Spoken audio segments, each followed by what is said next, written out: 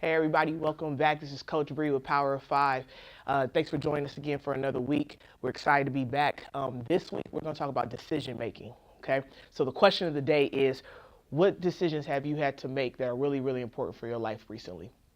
That could be making a major move. Maybe it's time for you to move out your town and go to another place, and because you have a better opportunity.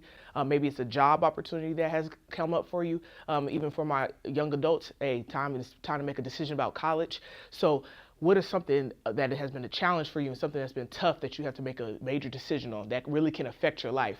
I'm not talking about the minor things that are just like our day-to-day decisions, but literally something that's really, really tough for us, something that's really going to make a move and a change in our life. Okay, because that's a big thing about decisions is that we have to see and filter, hey, is this a thing that's going to impact me and my family's life? Because if it is, that's something that's huge. You know what I mean? Because at the end of the day, you want to make sure it's something that's for you. And not what everybody else is saying, because that's the thing too. We can listen to the voices of other people, and it can alter what we really feel in our heart. And so, when it comes down to decision making, we want to make sure that we're really taking time to be focused, really taking time to say, hey, what is the best move for me? And sometimes you got to silence those voices. So sometimes you got to separate yourself. One thing I know I used to always say is separation for increase. Sometimes we got to separate ourselves from certain situations so that we can elevate in our life and increase the dynamic of our life and where we're trying to go. So looking at decision making, we want to take a look at 3 steps that are going to help you with that. Okay, the first one is just take a breath. Sometimes you just got to breathe and woosah for a second, like, okay, what do I really want to do right here? What's the best decision making that is going to help my life right now? The second one is ask wise counsel. Ask people who are going to help you. Ask people who may be a mentor, a pastor to you, someone that you really trust that has been down the road in the journey before. Because that's the big thing is like sometimes we got to ask those people who have gone through it, people who have wisdom and who can help and guide us in those decisions, because sometimes we may not really know. Sometimes it's like a place where it's like, hey, I really don't know what I want to do, but maybe if I ask, that can kind of make things clearer and bring clarity to the situation. So ask wise counsel, okay? Number 3, write out a list of pros and cons. See, okay, is this going to benefit me if I make this decision? Is this something that's good for me or more of a negative for me? Is this something I got to leave and now I'm putting a lot of things on the back burner to make this decision? Like sometimes you just have to filter out those pros and cons. So make that list to see what's the best decision at the end of the day for you. We're actually going to throw one more out there. Actually, follow your heart. I think that's the toughest thing sometimes, because a lot of people will say, no, don't do that. That's not a good thing for you. But at the end of the day, you have to follow what's in you.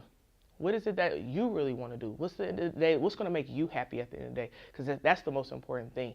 When, like I said, when like was for me, when I was making a decision on colleges, I'd have to say like, hey, where do I want to go? I want to make sure I'm in a place where, like, not that's familiar for me, but like I'm a city girl. I'm from Long Beach. Like going to a town that is all trees and forests may not be the best route for me because I'm not used to that. But sometimes that is a good thing too. It can stretch you. But I was looking at all the pros and cons of my college decision. I wanted to make sure it was a place where I was comfortable. I wanted to make sure it was a place that had my degree of interest.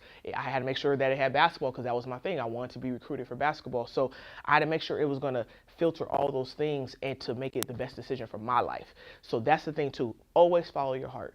Make sure that it's always something that's going to, at the end of the day, make you better and make you for your future, take you to the next level. So again, with that, we're going to go one more time through. Number 1, just take a breath, breathe. Okay. 2, ask wise counsel. Get to a mentor, pastor, someone you trust that can help guide you in the situation. Number 3, make sure you write out the pros and cons. See if it's a good decision for you. What's the positives and negatives of the situation before you make that decision. At the end of the day, follow your heart. Okay. So again, I'm excited. We're going to make this a great week. I want you guys to take a challenge this week. Look at some of the decisions you have to make. I know there's some things that are coming up for everybody. Everybody has a little something that's coming up for us. So take a second this week to go through these steps in any major decision that you're going to make for your life. And I'm excited for your future. I'm excited to continue to walk this journey with you. Thank you for taking time out of your day to join us again for another episode of Power 5.